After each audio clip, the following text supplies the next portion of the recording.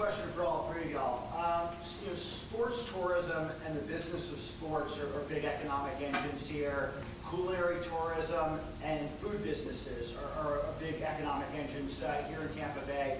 What can our educational system, what can our universities, and what can our business leadership do to best support y'all's organizations to keep on growing here in Tampa Bay?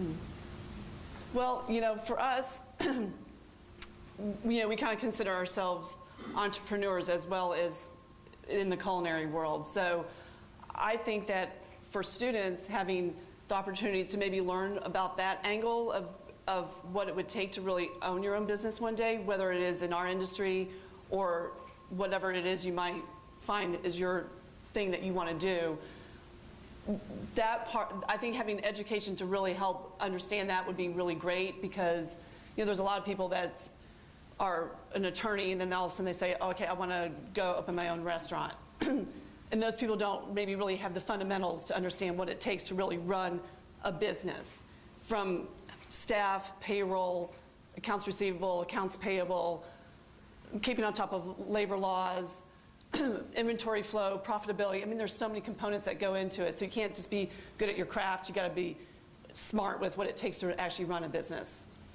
I think just playing a role on Team Tampa Bay, and one of the key things when it comes to these decisions is how we're going to get the votes. So it's knowing who decision makers are, and it never ceases to amaze us that how strong the relationships are in this community. We always feel like we're only, one relationship away. So if you all of a sudden know, somebody that's on the United States Taekwondo Association, as somebody that could be involved in US BMX or travel soccer or the NCAA, whatever it may be, it's identifying and then leveraging those relationships to go out and get those votes and to in turn be awarded, I think. And then just being great ambassadors or advocates for that value of sports tourism. The state of Florida just recently did a study just a couple months ago that the results were that for every dollar they spend on sports tourism, they get more than $5.30 back. And so being an advocate for that ROI and for applying resources into that area would be huge. And then just one quick side note, we've always had a difficult time as a sports commission kind of quantifying or qualifying exactly, what is this? We don't need a mantra, we don't need a slogan. What we need is somebody to help explain what this mentality is of how we don't need alarm clocks, how every day we wake up truly excited to be advocates for our community and try to be the premier destination. And Evan actually was the one that came to the table and said, you guys treat every day like game day. And for that, he's helped us with our elevator speech, and he's helped paint the picture of truly what our mentality is. So thank you. Notice how we planted all these questions towards the front. It's been great. I'm going to ask you a question. We've got some questions from the audience, but I just have to ask Karyn and Kevin this as a longtime patron of your fine restaurant. I'm an employer as well, and as we all know, it's become an employee market where employees have many, many options of places to work. But one of the things that has always impressed me about your organization, y'all have people there that have been with you for a very, very long time. And I know you all mentioned, Kevin, you mentioned you make your food with love.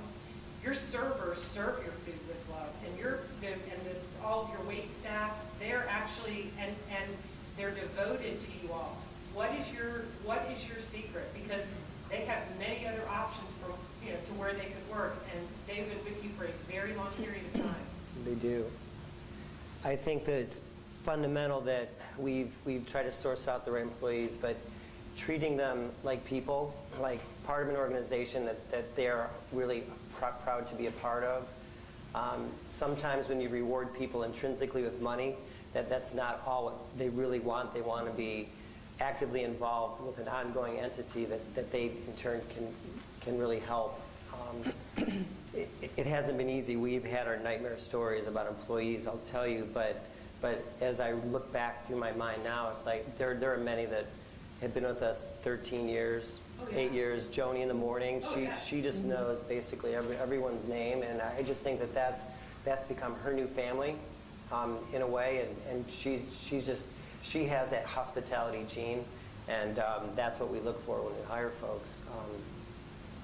Yeah, and I just want to add in, again, it's just really, Kevin and I approach this business probably a little differently than what some people may perceive as a restaurant thing is, and maybe it's partly because of my business background, that we wanted it to be a well-organized place to work, not only from our perspective, but for our staff too, because, we provide the infrastructure for them to be able to do their job effectively, treating them, like Kevin said, as we would want to be treated.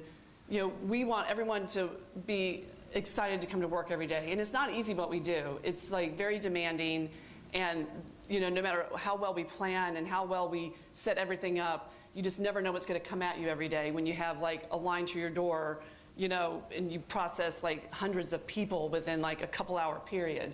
But we just try to keep an upbeat environment, treat people well, and like I said, just have the tools that they need to do their job, because you get frustrated if you don't have what you need to do your job. And if we kind of provide all the infrastructure and be nice people to them. I mean, Kevin jokes around with everybody. He just has that joking quality to him. And I make it a point every day to go around and say hi to every employee. Yeah, we do. I mean, from the dishwasher to our general manager, we treat everybody the same. So, like, I sing to the dishwasher. I joke with the baker. I'll like drop something in front of the sandwich maker just to let them know that I'm there. And I always go out of my way to thank everybody periodically throughout the day for the good job that they're doing, because I think that inspires their commitment to me, and that they're appreciated more than anywhere else. That's great. Yes, sir. John. Rob, you mentioned the youth and amateur sports industry. I'd like to know how Tampa Bay ranks competitively in that industry, and then what the sports authority is doing to improve that ranking. Sure. Well, 10 years ago, there was 100 of these organizations across the country, basically 100 different organizations representing their community, bidding on these events, trying to recruit them to their community. Today, there's over 650 of these. So it's become a much more competitive landscape. But during the difficult economic times of recent years, I think one of the things that it proved is that sports tourism is basically recession-proof. As families had to make decisions, whereas 6-7 years ago, you'd have little Johnny or Sarah headed to their tournament, and then a month later still going on family vacation. Now they make it basically a playcation of sorts, get there a day early, stay a day late. And because we're in such an incredible destination with great attractions and great weather and so many different things to do, we set up really well in that regard. So our numbers, while different industry segments may have taken a dip, our numbers just kept going up. From a major event standpoint, we would really humbly put our resume of major events up against anybody's in recent years in terms of what we've been able to accomplish. Now, we've got to do a great job at the events we have to get them back. And then on the youth and amateur side, I think we're in a little bit of a deficiency in terms of facilities. There's some opportunities on the horizon from a facility standpoint to improve how we rank in that regard in terms of youth and amateur sports. Right now, we have situations, let's say we host a youth soccer tournament, which we've lost 3 of our biggest ones to surrounding counties who have those type of facilities. If we're hosting a youth soccer tournament, we could be at 3 facilities, whereas if you went somewhere else, you would play all the games at 1. When you're trying to recruit an event to come here, and you got to explain, you got to have 3 sets of operations versus just having 1, it's an uphill battle. Some smoke and mirrors, been able to get some events here in that regard, but if and when facilities arrive from a youth and amateur standpoint that can house those type of events all in one place, it's going to improve where we're positioned from an overall standpoint there. Yes, sir? Yes, Derek Holmes, property delivery for my wife working on your committee. I want to echo the amateur athletics. The past 10 years, my wife and I started an organization. We probably pumped $100,000 into it. And the amateur sports is why, I just want to echo the sense of the community. We have to try to get the facilities to tap into those dollars because, like you said, it's a huge opportunity. Are you getting support from the county, the city, and even the school district, allowing, like, say, amateur basketball teams to use gyms that's open also, that's empty also? Are you getting the support you need? Yeah, I mean, from a municipality standpoint, the county has been incredible from a resources standpoint, the city as well, the school district has been too. Basketball is a great example. If we wanted to host an event that required 14 courts, we literally could be at 14 different high school gyms, whereas you could go somewhere else and have those 14 courts under the same roof. So it is an uphill battle in that regard. I'll tell you, volleyball, for example, we just had our third tournament at the convention center over the last 3 months. It's entertained 838 teams. Think about that, 838 teams. That's not just players, that's parents, that's brothers, sisters, grandmas, aunts, uncles, all coming to watch these kids play, staying in a hotel, eating our restaurant, shopping in our shops. It is truly big business.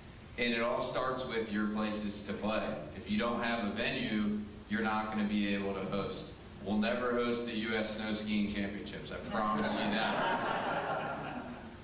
Well, I mean, we'll get creative, as much as creative as we possibly can, but, you know, certainly as venues improve, our packages improve, and it can only make for a better place to play overall.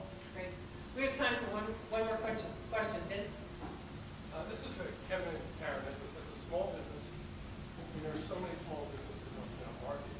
You said in 2 sentences something very quick that really is highly understated. You went from a small sandwich shop that they baked to one of the most successful establishments in our community. What are those things you had to manage to get there? Because it just wasn't expansion, it just reinvented itself. So businesses think about that. Small businesses, as we think about reinvent ourselves, what are those things you guys had to manage through that we can learn from? And then the follow-up to that is, what's something you thought was going to happen that didn't happen, that we don't get a chance to experience in Pané Rustica, that you were so excited about that it didn't work? Well, I guess in the initial expansion from our small location in 2004 to where we are now, we couldn't grow anymore from that small little sandwich shop.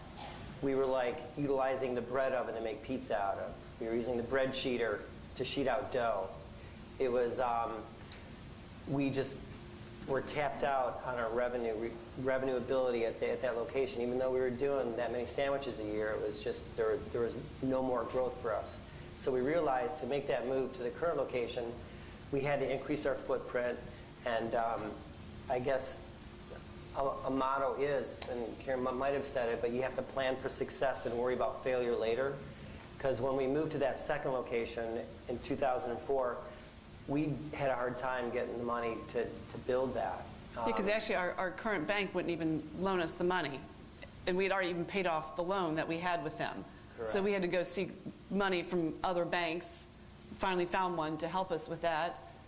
And it was very challenging, but I think one of our biggest things that we really wanted to make sure was that the experience for the customer wasn't going to really change in a negative way. Because there's all people that would say, oh, well, everything's different now. Either it costs more, or your sizes are smaller, or the menu's not the same, or, you know, there's the people that kind of maybe look for those things. So we were very careful to make sure that from not only a food standpoint, but the decor and the music and the atmosphere and the staff, that we wanted it to be the same Pané Rustica, but even better, you know, because we could offer more now, but we still wanted them to still feel welcome, like how they used to feel when they used to come to the first place. But we built everything, we had it in place, and we just did what came naturally. I mean, again, we didn't have any fear. We just did what we thought was right, and treated people the way they needed to be treated at a reasonable price with good service, and it just kind of has escalated to where it is now. But from a management standpoint, it was very challenging because you go from what was like 2,700 square feet to now we're we're a little over 8,000 square feet. So every time we've grown, it seems like it's just been a natural evolution of what was the right thing to offer our customers.